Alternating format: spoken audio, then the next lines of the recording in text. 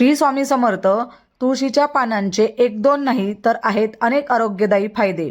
रोज सकाळी रिकाम्या पोटी तुळशीचे पाने खाल्ल्यावर सर्दी, खोकला, घसा खवखवणे, घसा दुखणे यांसारखे समस्यांपासून सुटका मिळते.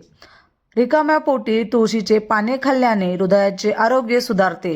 तसेच तुळशीच्या पानांमुळे कोलेस्ट्रॉल आणि रक्तदाब नियंत्रणात राहतो. त्यामुळे हृदय नेहमी सुरक्षित राहते. तुळशीच्या पानांचे सेवन केल्याने पचनक्रिया सुरळीत राहते. पोटाची सूजही कमी होते. तसेच ॲसिडिटी, आंबट ढेकर यांसारख्या समस्यांपासूनही आराम मिळतो.